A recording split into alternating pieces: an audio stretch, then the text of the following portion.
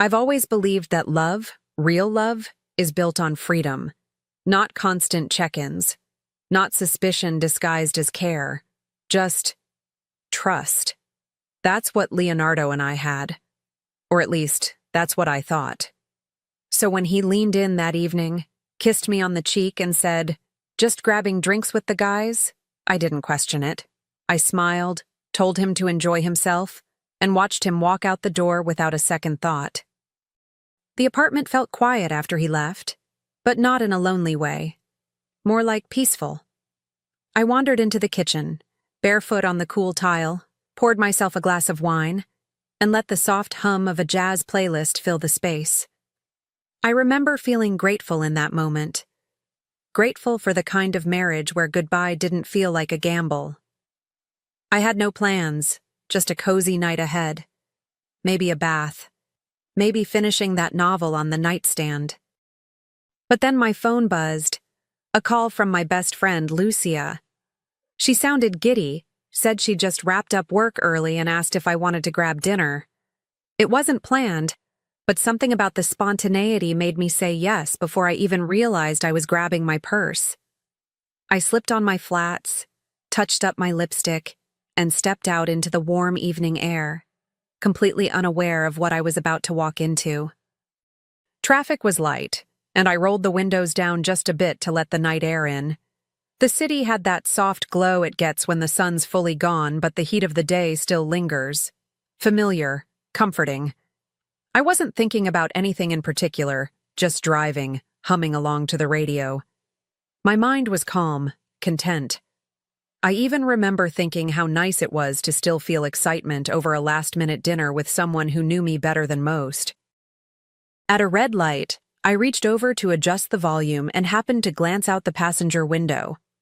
That's when I saw it. Leonardo's car, parked across the street. At first, I just blinked. Not shocked, not suspicious.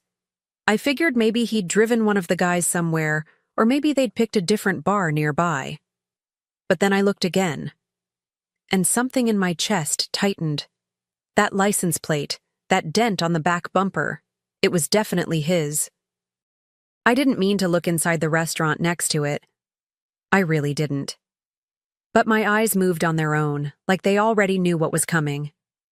And there he was, sitting by the window. Not surrounded by coworkers, not tossing back beers with the guys. No. He was with a woman, just the two of them, laughing, leaning in. Her hand reached out and touched his arm like it had done that before. And right there, in the middle of a perfectly ordinary Thursday night, something in me shattered. But I didn't scream. I didn't even cry. My hands gripped the steering wheel a little tighter, but my face stayed still, like my body hadn't caught up to my heart yet. It wasn't just the betrayal. It was the ease of it. The way he smiled at her, like he hadn't just left our home, like I didn't exist. My pulse was racing, but I felt eerily clear, like everything suddenly snapped into focus. And in that strange clarity, I made a choice. I picked up my phone and called Lucia back. Told her something had come up and that I'd have to take a rain check on dinner. She could hear something in my voice. She asked if I was okay. I lied and said I was. And then I hung up, took a deep breath, and pulled the car into a spot just down the block. My hands weren't shaking anymore. My feet knew exactly where to walk. I wasn't going to wait around for a better time or a more dramatic moment. I stepped out, adjusted my jacket, and made my way toward that restaurant with my head high. Each step felt heavier than the last, but also steadier. This wasn't the kind of thing I ever thought I'd have to do. But somehow, I knew what came next. I didn't want a scene. I didn't want an apology. I just needed him to see me, to feel the weight of what he'd done. Not later, not through guilt, but right there, at that table, with her. The closer I got to the entrance, the louder the world around me seemed to become. The clinking of cutlery, the laughter spilling out the open doors, the hum of conversations blending together. It was surreal. like I was floating just outside of it all, watching myself walk towards something irreversible. I paused by the glass, just long enough to really look. There he was. My husband. The man who kissed me goodbye not even an hour ago. Still smiling. She was laughing at something he'd said. Her hair was tucked behind one ear, her dress snug and carefully chosen. She looked comfortable. Familiar. Like this wasn't their first time. I noticed the way her body tilted toward him, how his fingers grazed the rim of his glass while his eyes lingered on her lips.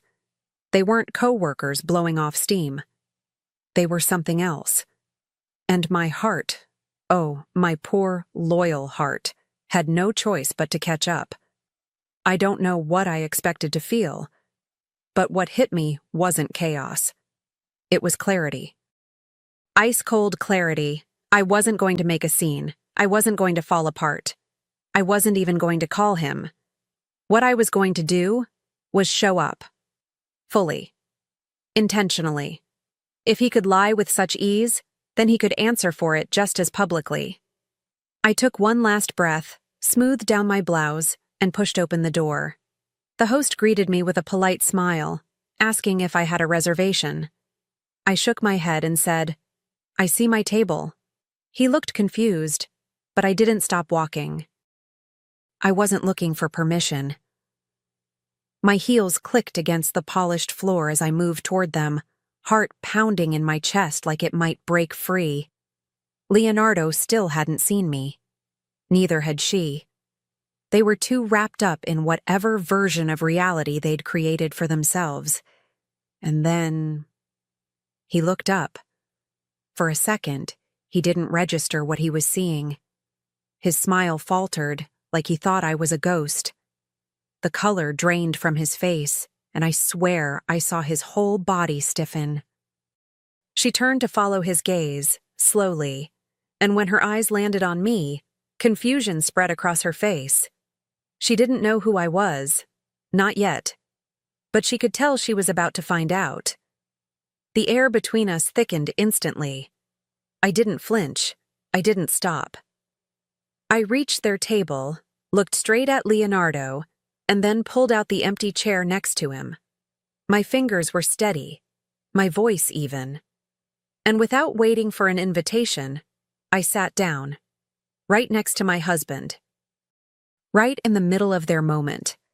I crossed my legs, rested my hands gently on my lap, and offered him the kind of smile that says, "Go ahead. Try me." He opened his mouth, probably to say my name, maybe to ask what I was doing there, but I didn't give him the chance.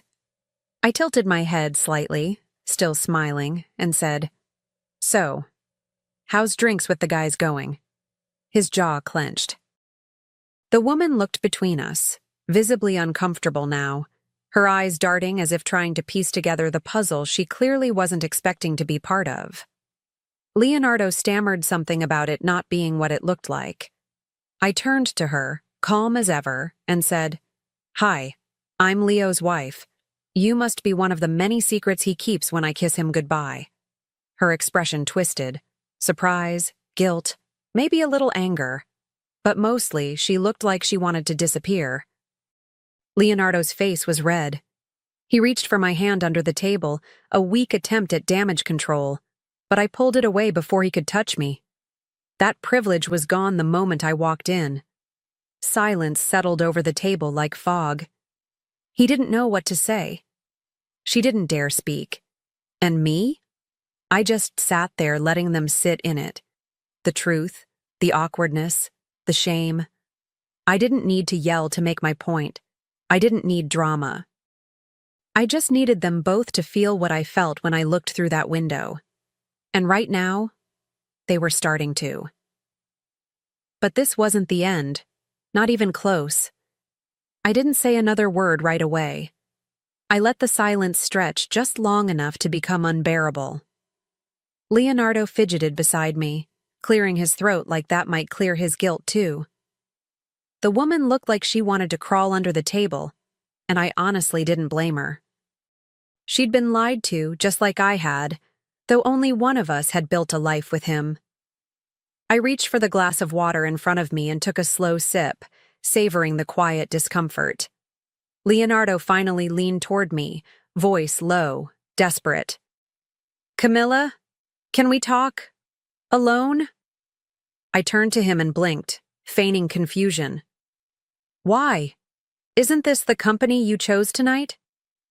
He tried to whisper something else, excuses maybe, but I cut him off without raising my voice. "You lied, Leo.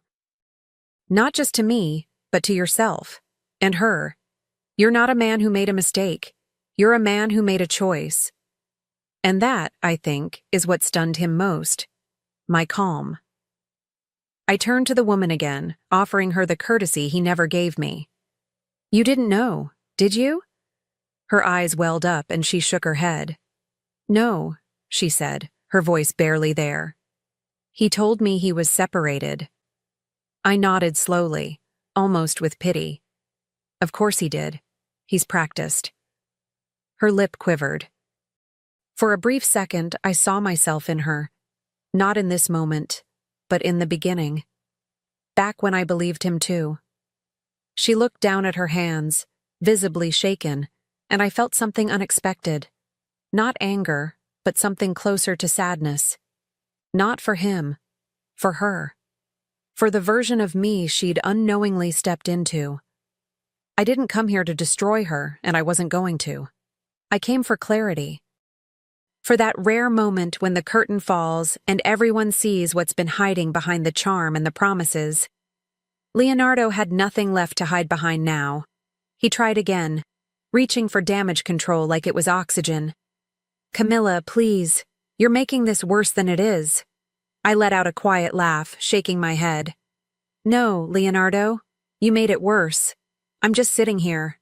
His face twisted in frustration, the mask slipping further by the second. The woman stood up then, slow and stiff, her eyes on me instead of him. "I'm sorry," she said softly. "I didn't know." I nodded. "You do now." There was a beat of stillness, that kind that only happens when everyone's out of words but full of realization. I pushed my chair back gently and stood. Leonardo followed, fumbling to grab his coat, already trailing behind like he could rewrite the night with one good apology. But I wasn't listening. Not to the pleas, the stammering, or the shame he was finally starting to feel. I was done talking. And I wasn't done walking. I walked past the tables, past the waiters who suddenly had too much to do, past the quiet stares that clung to my back like whispers. I didn't rush. I didn't look back. I walked the same way I came in, steady, centered, and in control. Behind me, I heard him call my name, once, twice. But I didn't stop. He had my attention earlier, when he lied to my face with a kiss. This was my exit. Outside, the night air wrapped around me like truth.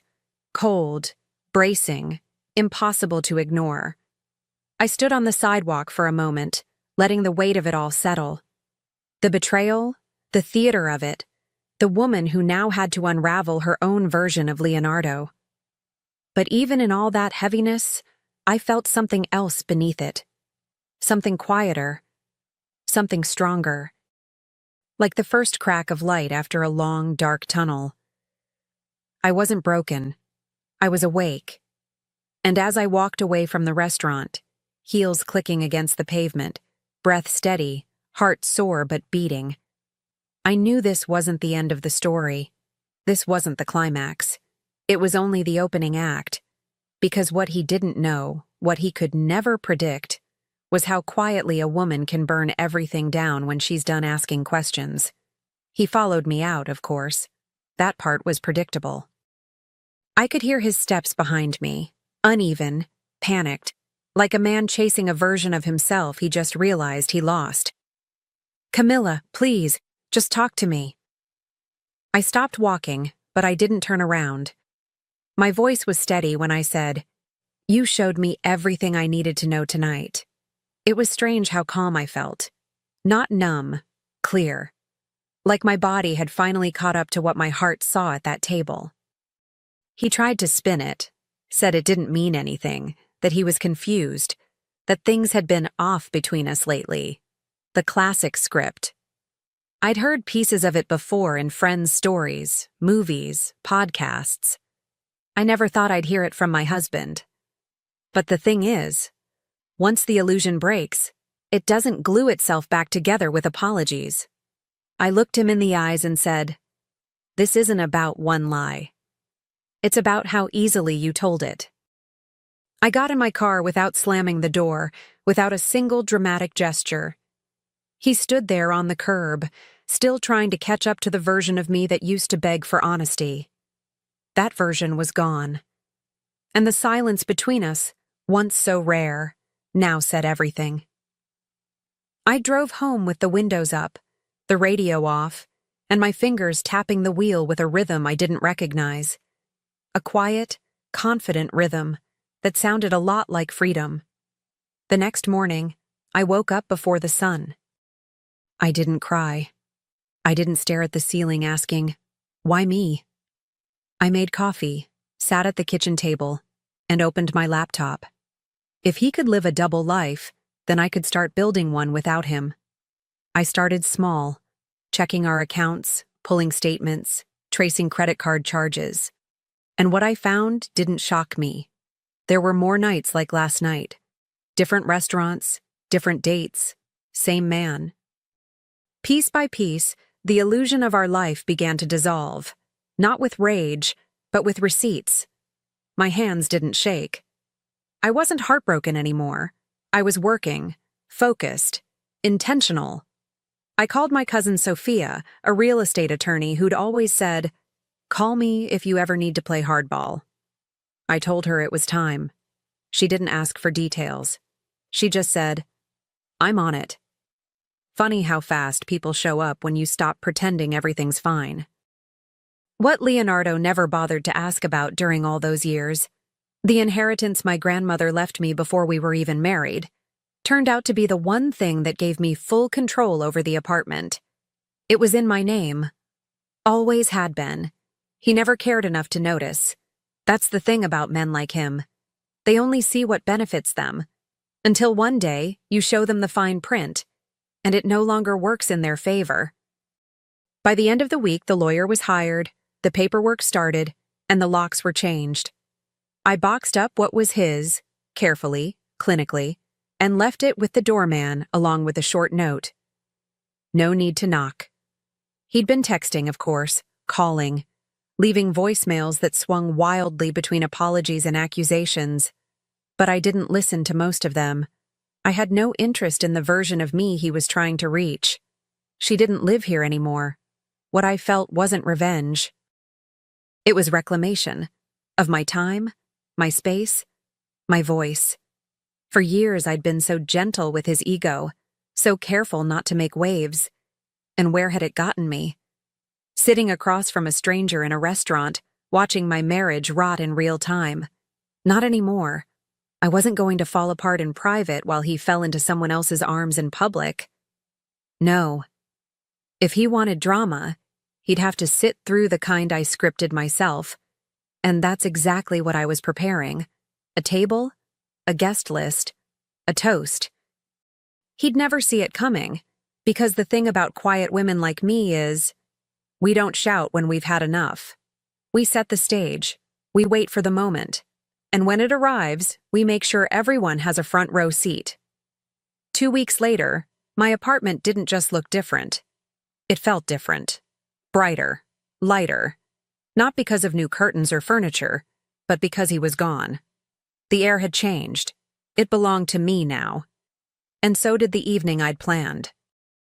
I sent out the invitations one by one. Mutual friends, colleagues, even a few of his co-workers who'd once smiled at me like I was just the wife. Not anymore. Now, I was the host, the woman with the keys and the wine glasses. The table was set with care, white linen, polished silver, and the good glasses we'd barely used during the marriage. I cooked most of it myself. Not to impress anyone, but because I wanted to. Every plate, every seat, every candle lit with intention. My playlist played softly in the background. People laughed, passed dishes, toasted to nothing in particular. And just when the night felt warm and whole, the doorbell rang. I didn't need to check. I already knew. Leonardo. I let the room go quiet before I opened the door. He stood there, face rehearsed, like he'd convinced himself this was his redemption arc. "Can we talk?" he asked. And for the first time in weeks, I smiled at him. "Of course," I said. "Right this way." He didn't notice the glances exchanged as he walked in. He didn't know this wasn't his stage anymore. He was just a guest, and I was holding the mic. He stood awkwardly at the edge of the room, eyes scanning familiar faces now painted with polite confusion. He opened his mouth like he was about to launch into some heartfelt speech, maybe the one he practiced in the mirror. But I didn't give him the chance. I gently tapped my glass with a fork and rose to my feet. The room quieted, all eyes turning to me. I took a breath, steady and slow, and raised my glass.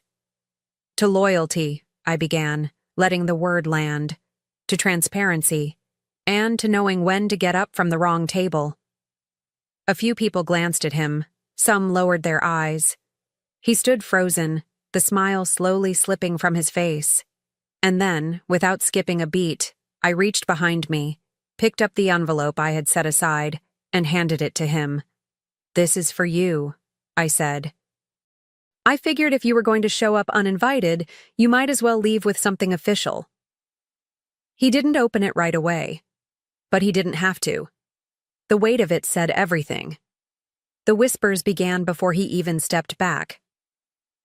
I sat down, calm and unbothered, and returned to my wine. My guests followed my lead. They toasted again, louder this time. The moment had passed, and he had missed his. That was the last time he ever stepped foot in my home. That was the night he learned, I don't chase, I choose. After he left, the air felt different again, clearer, like something toxic had finally been exhaled. The evening went on without a hitch. Laughter returned, glasses clinked. A friend turned to me and whispered, "That was art." And maybe it was. Not out of vengeance, but closure. I didn't need to scream or break plates or post long rants online. I just needed one moment on my terms. And I got it. Beautifully, decisively, and without shedding a single tear. What no one at that table knew, not yet, was that I'd already started turning a new page. It began quietly. A few late calls with my lawyer. One night we stayed talking after business was done. Then coffee. Then dinner. He wasn't dramatic or flashy. He listened. Really listened. And after so many years of shrinking myself to fit into Leonardo's version of love, I had no intention of rushing. But this time it felt mine. And maybe that's what mattered most. That I finally chose the table, the guest list, the seat of honor. No one handed it to me. No man paved the way. I built it, step by step, moment by moment, from the ashes of what used to be us.